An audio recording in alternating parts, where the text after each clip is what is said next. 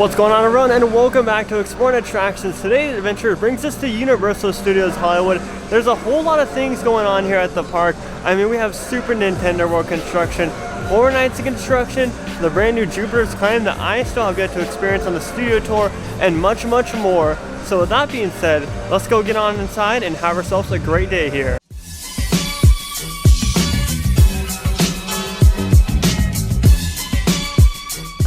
Well, it's another beautiful day here at CityWalk, and if you're new here, make sure to subscribe with those bell notifications on. Check out our merchandise shop, just shop some new merch if you wish to do so. It helps with the channel a whole lot. But that being said, let's kick things off over here at Tucson's. Now, this project was actually at a halt for the longest time, but since then there's tons of work going on. Right now it's obviously all covered up, but you can see the kind of silhouette of those spires that will sit on both sides of the Tucson Chocolate Emporium, similar to the one in Orlando. And man, I can definitely tell how much it's gonna fit here now. Before I was like, it's gonna be a little bit weird seeing it in our city walk, but now it's gonna fit in perfectly, seeing it actually like take shape and whatnot. And there's lots of work going on with it because you can hear tons of sound in there, and it's pretty awesome stuff. Right behind it though is of course Horror Nights construction that we can see from the Curious George garage. So let's head on over there and check out how that plot of land's doing. Wow, you can see just how crazy this construction site is looking as they're nearly 40 days away from Horror Nights, and lots is picking up here. Here's the Halloween location, formerly known as Pandora's Box last year. And then of course right across the way is the rumored Scarecrow house. Still haven't had any confirmation on that yet, as I think originals will be coming soon for house announcements. But yeah, lots of work going on, lots of painting, lots of set decoration, exciting stuff. Gonna get a closer look right here of all the detail going into this facade, whatever it may be. Like I said, rumored as Scarecrow. Some kind of figure right there. Maybe that gives it away though. Maybe that is a Scarecrow and that's why it's all wrapped up, because it looks like nobody, looks like they don't want them to see. You know, that could be like a figure that has one of those projection faces. Maybe it talks to you before you go inside the house. I don't know. Then of course you got the little truck right outside, and it looks like these poles right here are for the house signs. So I think we'll start seeing those in the near future. You know, where they put on all the what's it called, like the wait times and whatnot.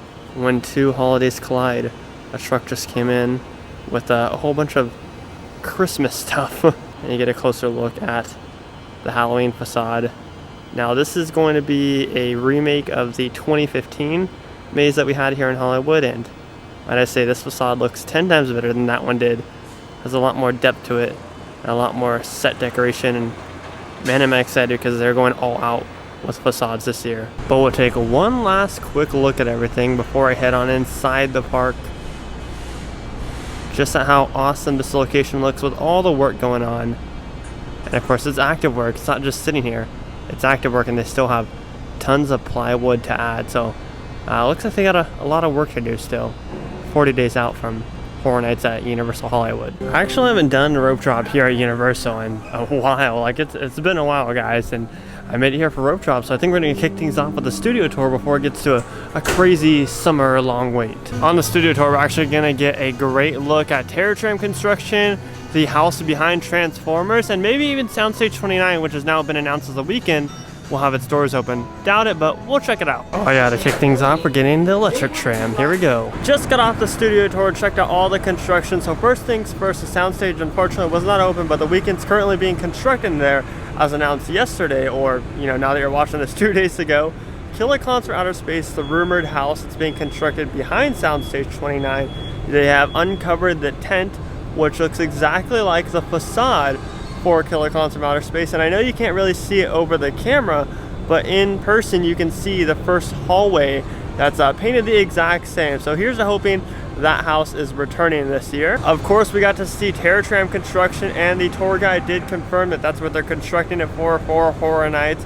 Not much has changed in the recent weeks with the Bates Motel area. It just looks like they're setting up the plywood and whatnot, and soon they'll start set decorating. But something that is new is the finale scene is actually getting constructed right now. It looks like a whole big mess of plywood. And they're bringing back that yellow school bus that we've seen and years prior. So that's fun and exciting to see.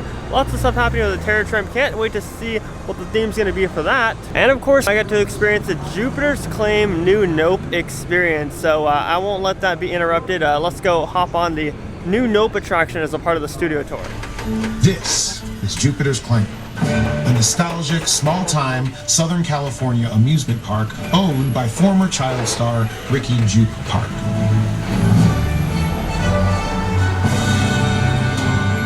Over there, look into the winking lab and have your picture taken just like the kids in that old 90s movie Kid Sheriff.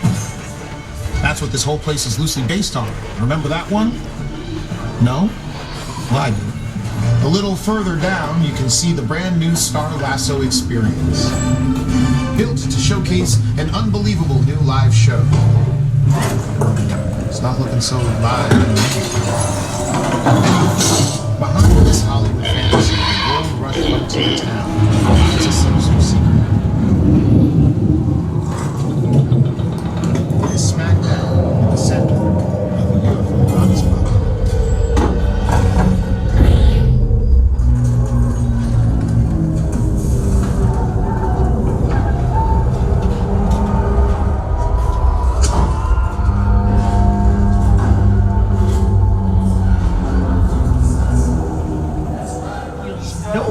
You can see this set in theaters right now. I'm sorry? And that's our little wrap up for all the updates that we saw on the world famous studio tour. Like I said, we got the electric tram in. I always like to sit in the back because it's way easier to film updates. Just a little tip if you guys are trying to see construction. The back is the way to go. And you know, since we got to experience Jupiter's Claim, there is some merchandise that they released in Production Central. We'll go there a little bit later on of the Star Lasso experience and just Jupiter's Claim in general. Can't wait to go see that. But right now we're gonna make our way down to the lower lot, check out Super Nintendo World, see if there's any changes to Legends Collide, Universal Monsters, and just have a great time down there. Super Nintendo World, you look as beautiful as ever. Now without all the scaffolding there and everything, you can definitely tell just how vibrant and beautiful the entire land's gonna be. There's tons of animated figures, and I'm sure soon they'll probably start testing them, as it looks like they got nearly all of them. Now there's gonna be tons and tons more added to this land, but they got a lot of the major ones, like especially Yoshi and the Goombas down there. Let's go downstairs and go check out the entrance pipe though. Man, is it so exciting seeing them finally start to put detail on the entryway. You can see that they're freshly painting it, like there's workers up there. The way you can tell they're freshly painting it, so there's two different coats of red, and there's some red paint, and it looks to be like steel right behind it, but yeah, they're doing work on it. Soon they're gonna put up the sign, probably like the actual marquee sign that will lead guests in to the land. But seeing this up close in person, the actual entrance being constructed and detailed, makes me 10 times more excited. On the studio tour, when we were passing by it, the tour guide actually said they're ahead of schedule. And by ahead of schedule, I mean like ahead of early 2023, even earlier. So, could we see soft openings this December or in the very beginning of January? Who knows? But I just find it interesting that the tour guide did say that they're ahead of schedule of the early 2023 date or opening time frame. And of course, right behind this wall and this giant building in front of us is Soundstage 29, where the Weekend After Hours Nightmare is going to be housed at, and the rumored Killer Clowns from Outer Space house right behind that, outside of Soundstage 29. I can't wait to see how they're going to manage crowd flow, since there will be two houses back there, because it's a little bit of a mess already with the soundstage one, but they can just put the majority of the queue inside the actual stage. But with the one in the back, I'm not sure how they're going to do that. Maybe we'll enter from the right side of Transformers is my best guess, and then exit from this side over here. Actually, thinking about it now, that'll probably be the best way to do crowd flow. Right behind me is typically where they have the entrance to whatever's going to be housed in the Mummy queue. As we know, the facade has been flipped, and that's probably due to the reason that they're going to have a house on the other side of Soundstage 29 to kind of eliminate a bottleneck in this area. So that's probably the best way they're going to do it. If we stand a little bit further back past Transformers, you can see the top part of the green warp pipe, and we'll be able to see the detail once they start adding it on from this standpoint, which will be really neat. Or maybe it's just because I'm taller. Down in the lower lot, of course, is the character shop. And for Halloween Horror Nights, they typically do like a mini tribute store. They just have it filled with a bunch of Horror Nights merch, and then they have a bunch of wallpaper on the back next to the cash register that fits with the theme of Horror Nights. But this is closed recently, and there's green doors around it. Now, what do these green doors mean? Well, when they created the quote-unquote tribute store for Super Nintendo World up in the upper lot, they also had this green border around the window seals and the doors. So are we thinking a Super Nintendo World, another store? They just did like kind of a semi-immersive one in the studio store, and then right across the way, they have the feature presentation Nintendo World store. So are they going to put another one here in the lower lot? I guess so, because that's what it's looking like. It hasn't gotten too crazy in the lower lot quite yet. That's why I like coming in the morning time here to Universal, because typically with this park, it doesn't seem to get too crazy until like 1-ish. You can say the same about every theme park, but Universal in specific, in the morning, it's pretty tame, and then you slowly start to see people file in and flood in. As always, up on the star where you get a great look at all the detail going on for Super Nintendo World. Of course, you got Yoshi right there as the, like I said, most significant ad and recent. And I feel like, correct me if I'm wrong, I feel like they've already tested the animated figures, because when the pictures first came out, it looked like it was from a different angle. Could be wrong, but that's just what it seems like. Of course, you got the flag up top of Mount Beanpole. To the right, you have Bowser's Castle, which is almost done with detail. Really, all they're missing is the Bowser head right there in front. I did see construction workers walking inside. Yeah, this lane is practically done with detail. Looks like we're just missing a mushroom head there. And let me move you guys to the front entry so you can see it from up above. There it is right there.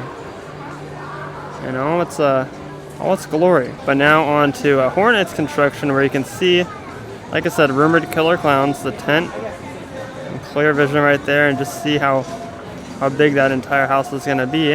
Right here's the side of Transformers, and right down there in the corner is typically where we go to enter the maze that's in the Mummy queue, right down here. However, that facade's been flipped, so I'm seeing that they'll probably just lead the line into the entrance right over there. It's not too far of a walk. And then, of course, with the Universal Monsters Legends Collide down here, like I said, the facade's flipped. So the entrance is going to be on this area. And I'll probably have the line go through some of the Mummy queue. Just to kind of, like I said, keep that bottleneck crowding out of the area.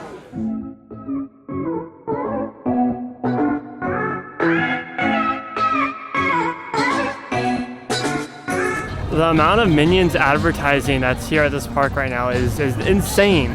Like everywhere you go, at least on the upper lot, there's Minions advertising. And I have seen the movie. It's a great movie. Definitely one of the top rated films I've ever seen, at least for a kids movie, but I highly recommend you go check it out. There's even merch that they got on sale in the studio store. Here's all that Minions merch right here in the studio store. Of course, you gotta have the Karate Minion, which is awesome.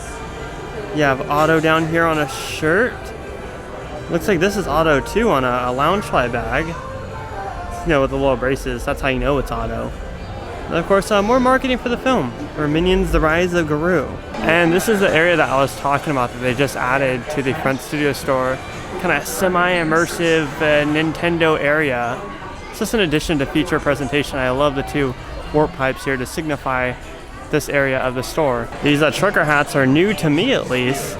Of course, they got the Japan exclusive little design going on here, but now they have it on a hat compared to just the shirts. I was actually waiting for Production Central to open up, but I came to the end of the store over here, and it looks like they have the Jupiter's Claim merch in here as well.